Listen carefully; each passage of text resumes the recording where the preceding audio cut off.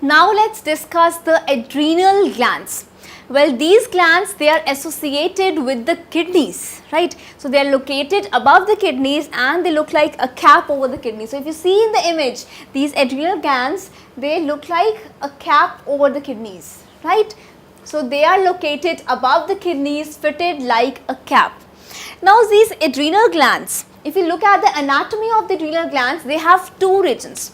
They have an outer region that we call as the cortex and the inner region that we call as the medulla. So we have outer portion that is the cortex and the inner portion that is the medulla. So we can call it as adrenal cortex and adrenal medulla respectively. Now if you see at the cortex region, the outer portion, you will see that it is surrounded by a layer, this fibrous layer which we call as the capsule, right? The adrenal cortex is surrounded by a fibrous layer that we call as the capsule. Now we will see why do we call the adrenal glands as the glands of emergency. Why do we call them so? Let's see. Well, when we talk about these glands, we are going to talk about the hormones obviously, right? So let's begin with the hormones that are secreted by the adrenal cortex, the outer portion of your adrenal gland. So there are three classifications based on the types of hormones. We have mineralocorticoids, we have glucocorticoids and we have gonadocorticoids or sex corticoids. Now here you are going to see this term, that is zona glomerulosa. Well, what does this mean? You know, when you are going to see actually the inner structure, you will see that the adrenal cortex is divided into three zones. And these zones are the zona glomerulosa, the zona fasciculata and the zona reticularis. So for just very easy understanding, let us just understand what I am trying to say. Let's see the zona glomerulosa first. This is the first zone, as you can see. So this first zone, it forms the 15% of the adrenal cortex. It forms 15% of the adrenal cortex. Now you can see that there are very small spherical cells that are very much compactly arranged. And the cells of the zona glomerulosa, they are going to secrete what? Mineralocorticoids. They are going to secrete mineralocorticoids. Now as the name suggests, what are these mineralocorticoids? Mineralocorticoids are going to affect mineral metabolism. And when we talk about mineral, I mean to say I am talking about sodium primarily. I am going to talk about what? Sodium primarily. So sodium and potassium, these are the two major minerals that we are going to talk in case of mineralocorticoids. So what I have explained you till now, just be very clear with that the first zone, that is the zona glomerulosa, the cells of this zone, it is going to secrete what? It is going to secrete mineralocorticoids which are going to affect the mineral metabolism. So as the name suggests, mineralocorticoids means they are going to affect mineral metabolism, and here we will talk about the sodium and the potassium, right? Now the main hormone that is under this mineralocorticoids, that is the aldosterone. The main hormone is the aldosterone, and we call this aldosterone hormone as the salt retaining hormone. We call this as salt retaining hormone. Now why we call this as salt retaining hormone? Because this hormone is secreted when the sodium content is low in your blood. So that is why it is going to retain salt in your blood. That is why it is going to be secreted when the sodium content is going to be low in your blood. So what is going to happen in whole? You will see that it is going to regulate the sodium content of the body. It is going to regulate the sodium content of the body because it targets the cells of the kidney. So it is going to stimulate the kidneys to release more sodium into the blood and to excrete more potassium. Potassium is going to be excreted out and sodium is going to be released into the bloodstream. So what is going to happen as a whole? In the bloodstream, since the sodium is going to increase, means due to osmosis, water can enter from outside to inside. Due to osmosis, water can enter from outside to inside. Now what is this osmosis? You already know it very well that osmosis is the movement of free water molecules from the region of their higher concentration to the region of their lower concentration, right. So, water which is at high concentration outside is going to enter inside this bloodstream. So, what is going to happen? Since there will be more water in the blood, means the volume of the blood is going to increase. So, now we have two effects. The sodium content in the blood is going to be regulated, it is going to increase because of the hormone, that is aldosterone, and secondly the volume of the blood is going to increase because of the entry of free water molecules inside this. Right. So, these are the two major effects of this hormone, that is aldosterone, which you can also call it as salt retaining hormone, and this comes under the category of mineralocorticoids, which are secreted by the cells of Zona Glomerulosa, right. So, next type we have the glucocorticoids.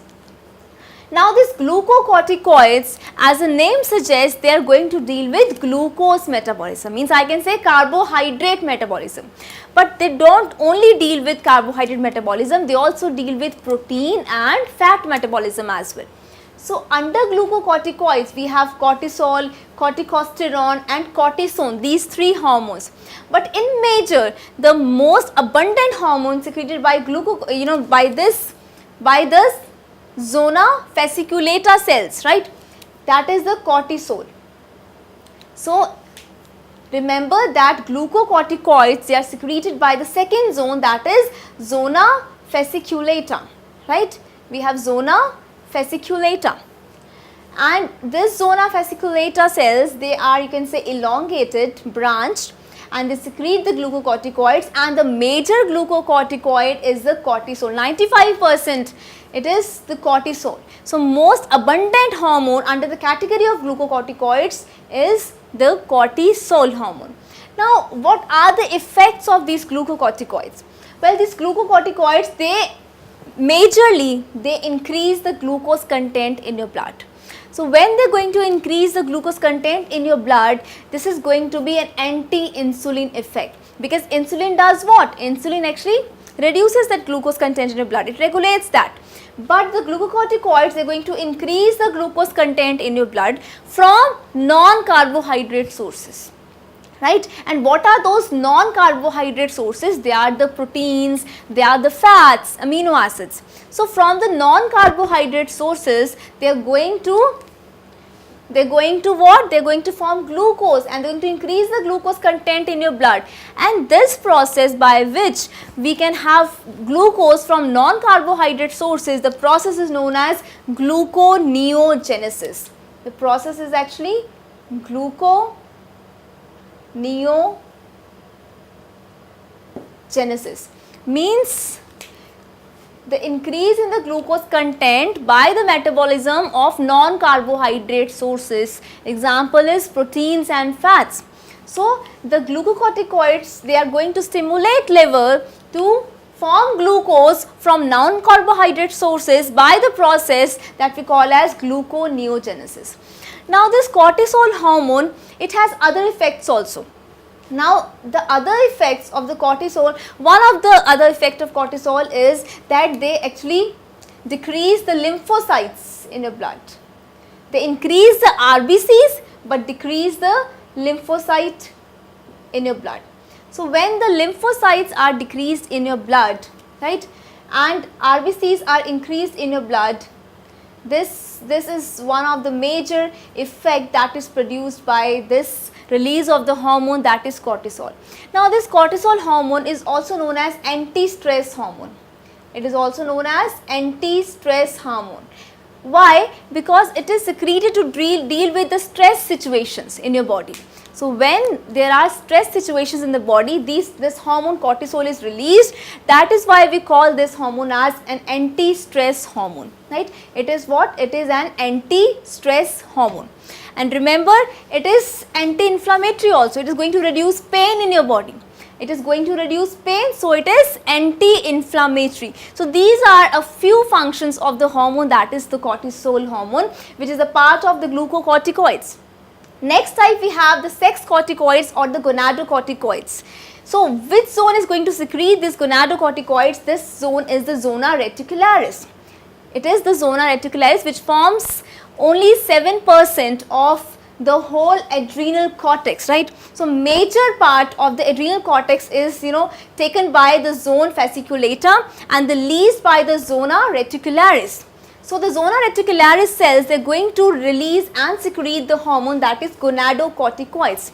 They are going to release gonadocorticoids. And what are the two major hormones of gonadocorticoids? These are the androgens and estrogens. Androgens in case of males and estrogens in case of females.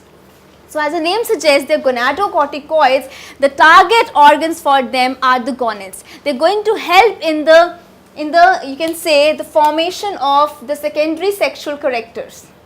They are going to help in the formation of secondary sexual characters in males and females, right? So androgens in case of males and estrogens in case of females, right?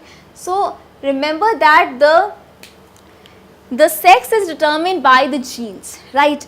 But the development of the secondary sexual characters which are going to differentiate between a male and a female, for that reason we need the secretion of these hormones by the adrenal glands.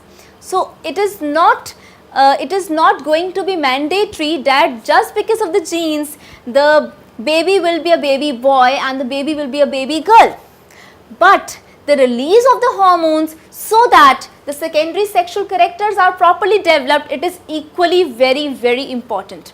So these are the gonadocorticoids, that is androgens and the estrogens. Moving on to the inner substance, that is the medulla. We are going to deal with the adrenal medulla. Now the two major hormones of adrenal medulla are the adrenaline, that is epinephrine, and we have noradrenaline, that is norepinephrine. So the adrenaline hormone is known as emergency hormone. Why we call this as emergency hormone? Because it is secreted during emergency situations. For example, if you see a lion in front of you, what you are going to do? You are going to run very fast because you are scared, right? So in that case, you want to save your life. When you want to save your life, you are going to run fast. There is going to be, a more faster breathing rate, more faster heartbeat. So these situations are dealt with these emergency hormones, that is the adrenaline and the noradrenaline. What is the major difference between the actions of adrenaline and noradrenaline hormone? Well, you can just make out that the overall effect of the hormones is same. What is the major effect? These hormones regulate blood pressure under normal conditions, but noradrenaline is going to regulate blood pressure under normal conditions, but this adrenaline hormone is going to act during emergency situations. It is going to act during emergency situations. So these two hormones, they have you can say integrated effect. They actually closely relate their effect with the sympathetic nervous system of your body. So what are the effects of the sympathetic nervous system of your body? They are going to help in the involuntary movements. For example, the muscles of your heart. So that is under the control of the sympathetic nervous system of the body. So with the sympathetic nervous system, these adrenal glands, they are going to integrate their actions. How? They are going to secrete these hormones, that is adrenaline and noradrenaline. As I told you, adrenaline is the major emergency hormone. Why? Because it is going to deal with emergency situations, as I have given an example already. So if we talk about epinephrine and norepinephrine, that is adrenaline and noradrenaline, they have majorly the same type of effects, but adrenaline has greater effect on cardiac activity as compared to noradrenaline. But it produces weak constrictions of blood vessels. It produces weak constriction of blood vessels as compared to noradrenaline. But as a whole, the metabolic activity is quite higher in case of adrenaline than noradrenaline. So this hormone causes more higher metabolic activity as compared to noradrenaline. Now what does noradrenaline do? Let us just read this. It regulates blood pressure under normal conditions. It causes constriction of all blood vessels of the body, and it leads to increased activity of the heart. But remember, in this case, adrenaline has greater effect on the cardiac activity, on your heart, I mean to say. So there are no major differences, but the difference just lies between these 2 points. You can make out that this is released under emergency situation and this works under normal conditions. This adrenaline hormone has greater effect on cardiac activity as compared to noradrenaline. It shows weaker constriction of blood vessels, and here the constriction of blood vessels is quite more in case of noradrenaline, right. So this is just a slight difference between the action of these two hormones, that is adrenaline and noradrenaline, right. So as a whole, since the hormones of the adrenal gland, they are going to help us to cope up with the emergency situations, that is why we call these glands as the glands of emergency. We call these glands as glands of emergency. They have another name also, that is suprarenal glands. Why we call this as suprarenal glands? Because they are linked with which organ? You can see, just make out that they are linked with the kidneys. They are located above the kidneys, just like a cap over the kidneys, and that is why we call them as suprarenal glands also. So adrenal glands, suprarenal glands, or glands of emergency, they are the names which correlate with the location, with the function, right. And remember that they have two portions. We have an outer cortex and we have inner medulla. They have different hormones that are secreted. We have different cells. We have discussed briefly about the three zones that are there, the zona glomerulosa, the zona fasciculata, the zona reticularis, and the types of hormones they secrete, right. And remember that this gland is known as the gland of emergency, and the hormone of this emergency hormone is what? This is the adrenaline hormone, which is secreted by what? The adrenal medulla, right. Just remember the names, because just remembering the names you can also make out the function or the action of these hormones that is going to be there inside our bodies when they are going to be secreted.